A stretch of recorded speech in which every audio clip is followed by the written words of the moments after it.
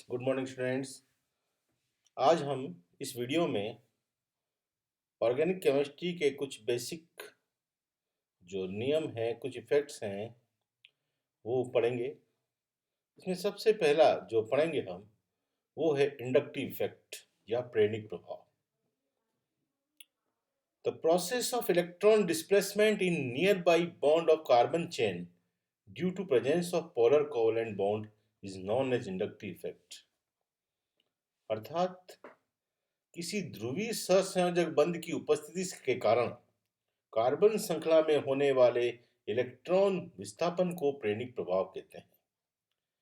यानी कि यदि कार्बन श्रृंखला के साथ कोई भी अधिक कार्बन से अधिक या कम विद्युत ऋणी परमाणु जुड़ता है तो कार्बन श्रृंखला में एक इलेक्ट्रॉन विस्थापन होता है, जिसे हम प्रेरक प्रभाव कहते हैं या इंडक्टिव इफेक्ट कहते हैं। जैसे when any atom which have more electronegative than hydrogen or less electronegative than hydrogen is attached to any carbon chain, then there is displacement of electron takes place, which is called inductive effect.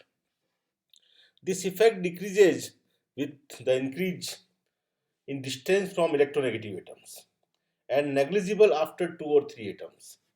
यह प्रभाव जो है दूरी बढ़ने के साथ साथ कम होता है और 2 और 3 परमाणुओं के बाद बिल्कुल नगण्य या नेग्लिजिबल हो जाता है। जैसे हम कह सकते हैं कि इसमें अपन देख रहे हैं कि क्लोरीन जुड़ा हुआ इस कार्बन श्रृंखला के साथ, तो chlorine is more electronegative than carbon, so there is a shifting of electron, displacement of electron from carbon to chlorine takes place. So chlorine acquire partial negative charge and carbon acquire partial positive charge. Then this carbon attract electron from this bond, so this attract less partial positive charge and this carbon also. So there is a displacement of electron takes place due to this polar covalent bond. It is called inductive effect. यानी कि इस chlorine के carbon श्रृंखला के साथ जुड़ने से, क्योंकि क्लोरीन की विद्युत ऋणता कार्बन से अधिक होती है, क्लोरीन कार्बन बंध के इलेक्ट्रॉनों को, कार्बन सीएल बंध के इलेक्ट्रॉनों को अपनी ओर आकर्षित करता है, जिससे क्लोरीन पर आंशिक ऋणावेश आ जाता है तथा इस कार्बन पर आंशिक धनावेश आ जाता है। यह आंशिक धनावेशित कार्बन इस कार्बन कार्बन बंध के इलेक्ट्रॉनों को अपनी ओर आकर्षित करता है, जिससे इस पर और आंशिक कम लेकिन आंशिक धनावेश आ जाता है, इस पे और आ जाता है। इस प्रकार हम कह सकते हैं कि एक कार्बन क्लोरीन बंध के कारण या क्लोरीन के जुड़ने से इस कार्बन श्रृंखला में इलेक्ट्रॉनों का एक विस्थापन हो गया, जिसे हम प्रेरक प्रभाव कहते हैं। क्योंकि ये विस्थापन कार्बन श्रृंखला से उस परमाणु या ग्रुप की ओर हो रहा है जो नया जुड़ा है, इसलिए इसे माइनस आई प्रभाव कहते हैं। यानी कि inductive effect is divided into 2 parts. प्रेरक प्रभाव को हम 2 वर्गों में बांट सकते हैं, एक माइनस आई इफेक्ट, माइनस आई प्रभाव, and this is plus I effect यानी कि प्लस आई प्रभाव। सबसे पहले देखें अपन माइनस आई इफेक्ट क्या होता है। तो दोज एटम और groups which attract electron more strongly than hydrogen, then electron displacement takes place from carbon chain to that atom or group. It is called minus I effect. कोई भी परमाणु या समूह जो हाइड्रोजन की तुलना में इलेक्ट्रॉनों को प्रबलता से अपनी ओर आकर्षित कर सकते हैं, जब किसी कार्बन श्रृंखला के साथ जुड़ते हैं तो इलेक्ट्रॉनों का विस्थापन कार्बन श्रृंखला से उस परमाणु या समूह की ओर होने लगता है। इसे हम माइनस आई प्रभाव कहते हैं। यानी कि माइनस आई प्रभाव ऊपर ही बताया मैंने, जब इलेक्ट्रॉनों का विस्थापन कार्बन श्रृंखला से जुड़ने वाले परमाणु या समूह की ओर होता है तो इसे माइनस आई प्रभाव कहते हैं, जैसे ये अपने बताया। और इस माइनस आई प्रभाव वाले समूह कौन कौन से उदाहरण दिए हुए हैं। For example NMe3+, trimethylamine plus positive, NH3+, NO2, CnCOH। प्रबलता का क्रम भी दे रखा है अपन ने, सबसे प्रबल ये है, प्रबलता का क्रम कम होता जा रहा है। Fluorine, chlorine, bromine, iodine. OAr मतलब ये ऑर्थो एराइल मतलब फिनॉक्साइड और अदर्स। OH, C6H5, ये सब जो है माइनस आई इफेक्ट वाले ग्रुप हैं। अगर ये जुड़ेंगे किसी कार्बन श्रृंखला से तो माइनस आई इफेक्ट होगा। Plus I effect, atoms or group which are less electronegative than carbon are attached to carbon chain, then displacement of electron takes place from that atom to the carbon chain. It is called plus I effect. अगर कोई भी परमाणु या समूह जो carbon से कम electronegative है, विद्युत ऋणी है, अगर कार्बन श्रृंखला के साथ जुड़ता है तो इलेक्ट्रॉनों का विस्थापन उस समूह से कार्बन श्रृंखला की ओर, उस परमाणु से कार्बन श्रृंखला की ओर होने लगता है। इसे हम प्लस आई प्रभाव कहते हैं। जैसे कोई भी एक्स जुड़ा तो वो अपना इलेक्ट्रॉन देगा इस कार्बन को, इस कार्बन से इस कार्बन पर। इस तरह आप कहेंगे कि इलेक्ट्रॉन का विस्थापन उस परमाणु या समूह से कार्बन श्रृंखला की ओर होता है, तो इसे हम प्लस आई इफेक्ट कहते हैं। प्लस आई इफेक्ट वाले समूह हैं जैसे O minus, CO minus, try alkyl, alkyl समूह जितने भी हैं वो सब प्लस आई इफेक्ट वाले हैं। R3C, R2CH, CH2R, CH3 सभी प्लस आई प्रभाव वाले समूह हैं। अब हम कहते हैं कि प्रेरक प्रभाव के उपयोगिता क्या है, what are the applications of inductive effect. सबसे पहले हम पढ़ना चाहें तो one is strength of acids and bases. किसी भी अम्ल और क्षारों की प्रबलता प्रभावित होती है प्रेरक प्रभाव से। Generally minus I effect increases the strength of acid and decreases the strength of bases, while plus I effect act vice versa। मतलब माइनस आई प्रभाव से अम्ल प्रबलता बढ़ती है जबकि क्षार प्रबलता में कमी होती है, और प्लस आई इफेक्ट से उल्टा होता है, यानी कि प्लस आई प्रभाव से अम्ल प्रबलता कम होती है जबकि क्षार प्रबलता में वृद्धि होती है। सबसे पहले उदाहरण देखें हम। जैसे हम बात करें एसिडिक एसिड से, CH3COH से ज्यादा एसिडिक होता है क्लोरोएसिडिक एसिड। क्यों? क्योंकि एक क्लोरीन लगने से माइनस आई प्रभाव होता है। माइनस आई प्रभाव लगने से OH बंध जो है वो दुर्बल होता है और H+ का निकलना आसान हो जाता है। अगर हम 2 क्लोरीन लगाएंगे तो माइनस आई प्रभाव और बढ़ेगा। तो dichloroacetic acid is more acidic than monochloroacetic acid, and trichloroacetic acid is also more acidic than dichloroacetic acid. यहाँ हमने कार्बन नहीं बनाया है, Cl3CO लगेगा। यहाँ Cl3CCOH is more acidic than Cl2CH, which is more acidic than ClCH2COH। और सबसे कम acidic कौन होगा? Acidic acid. यानी कि माइनस आई इफेक्ट जितना बढ़ेगा एसिड स्ट्रेंथ उतनी कम होगी, सॉरी एसिड स्ट्रेंथ उतनी बढ़ेगी। इसका विपरीत अगर हम कहें कि एसिडिक एसिड में या फॉर्मिक एसिड में अगर हम एसिडिक एसिड बनाते हैं तो एक CH3 ग्रुप बढ़ता है, यानी कि प्लस आई इफेक्ट बढ़ता है। 2 एल्काइल ग्रुप, 2 मिथाइल ग्रुप जोड़ते हैं तो और प्लस आई प्रभाव बढ़ता है। जितना प्लस आई इफेक्ट बढ़ता है उतना क्या होता है? एसिड स्ट्रेंथ कम होती है। Plus I effect decreases acid strength, while minus I effect increases acid strength. यानी कि माइनस आई प्रभाव से अम्ल प्रबलता बढ़ती है जबकि प्लस आई प्रभाव से अम्ल प्रबलता कम होती है। इसी प्रकार due two plus I effect strength of base increases, यानी कि प्लस आई प्रभाव से क्षार प्रबलता में वृद्धि होती है। अमोनिया हम जानते हैं कि एक बेस होता है, एल्काली होता है, क्षार होता है। क्यों? क्योंकि नाइट्रोजन के पास लोन पेयर होते हैं जो किसी को भी आसानी से दिए जा सकते हैं।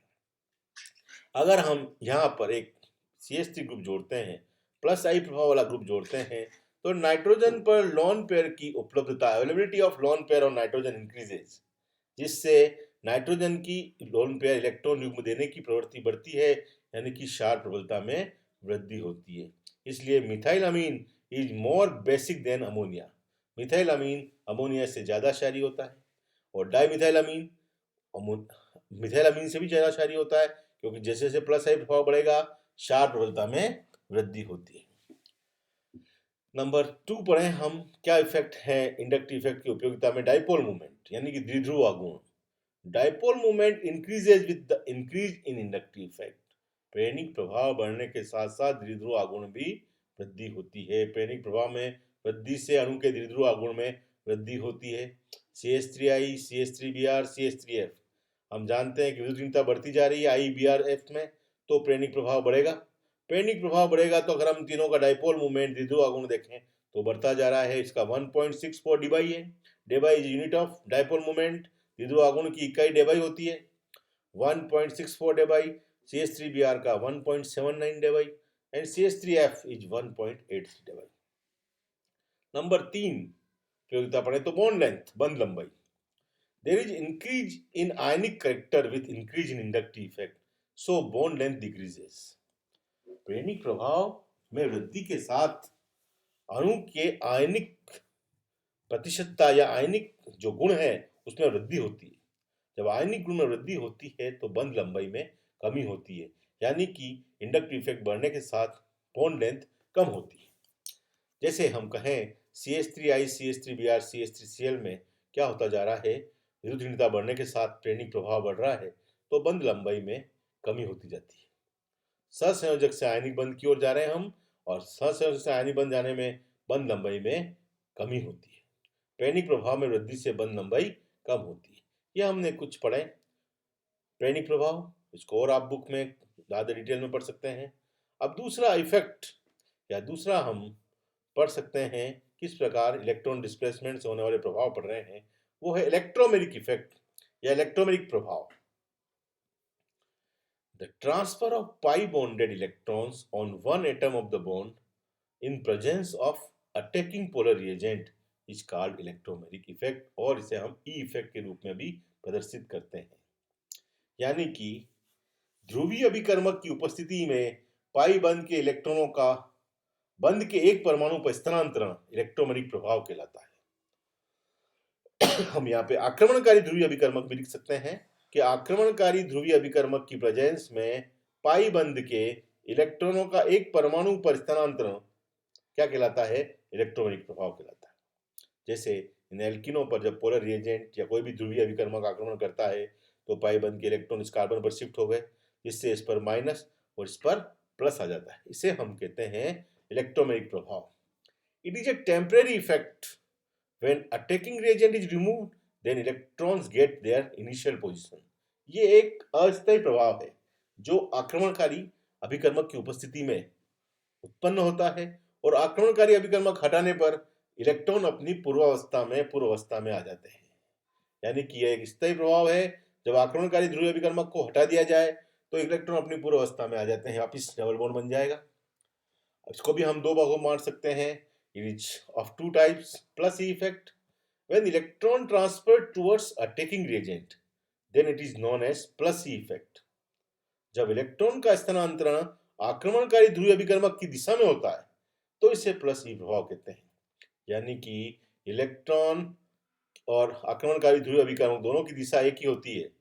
हम देख सकते हैं एग्जाम्पल में कि जैसे H+ यानी किसी इलेक्ट्रॉन स्नेही अभिकर्मक इलेक्ट्रोफाइल का अटैक जब इस एल्कीन पर हो रहा है तो ये इस प्रकार टूटा, यानी कि इलेक्ट्रॉन आए इधर और H+ भी अगर जाके जुड़ता है यहीं, तो हम कह सकते हैं जो इलेक्ट्रॉन की दिशा थी वहीं, मतलब अटैकिंग रिएजेंट आके जुड़ा, तो इसे हम कहते हैं प्लस ई इफेक्ट। जैसे एल्किनों में हम इलेक्ट्रॉन स्नेही योगात्मक अभिक्रियाओं में हम देख सकते हैं इसको। इसी प्रकार minus A effect when electron transfer in the opposite direction from the attacking reagent, it is called minus I effect। जैसे कार्बोनिल कंपाउंड्स एल्डिहाइड और कीटोन में जब न्यूक्लियोफाइल का अटैक होता है तो हम जानते हैं कि oxygen is more electronegative than carbon, तो ऑक्सीजन इलेक्ट्रॉन खींचेगा तो इस पर माइनस आएगा, कार्बन पर प्लस आएगा। जब कार्बन पर प्लस आएगा तो ये न्यूक्लियोफाइल नाभिक स्नेही अभिकर्मक जहां प्लस होगा वहां आक्रमण करेगा। यानी कि इलेक्ट्रॉन तो इस दिशा में आ रहे हैं और नाभिक स्नेही उल्टी दिशा उस कार्बन पर आक्रमण कर रहा है। इसे हम कहते हैं माइनस ई इफेक्ट। यानी कि when electron transfer in the opposite direction from the attacking reagent, it is called minus E effect। Carbonyl यौगिकों की नाभिक स्नेही योगात्मक अभिक्रियाओं में हम देख सकते हैं माइनस ई इफेक्ट। जब इलेक्ट्रॉन का स्थानांतरण आक्रमणकारी अभिकर्मक की दिशा से विपरीत होता है तो इसे माइनस ई प्रभाव कहते हैं। अब इसकी अपन देख लिया कि ये केवल एक अस्थायी प्रभाव है जो इलेक्ट्रॉन स्नेही प्रतिस्थापन अभिक्रियाओं में या इलेक्ट्रॉन स्नेही योगात्मक अभिक्रियाओं में या नाभिक स्नेही योगात्मक अभिक्रियाओं में प्रदर्शित होता है। उसको हटाने पर आक्रमणकारी ये हट जाता है। इसके आगे बहुत सी चीजें हमें बाकी है पढ़नी। हाइपर कंजुगेशन, अतिपर संयुग्मन, रेजोनेंस, हक्कल नियम, ये कुछ बेसिक्स ऑर्गेनिक के हैं जो हम अगले वीडियो में कवर करेंगे। तब तक के लिए धन्यवाद। अगर किसी ने चैनल सब्सक्राइब नहीं किया है तो चैनल सब्सक्राइब करें ताकि आगे आने वाले वीडियो उसको मिल सके। धन्यवाद।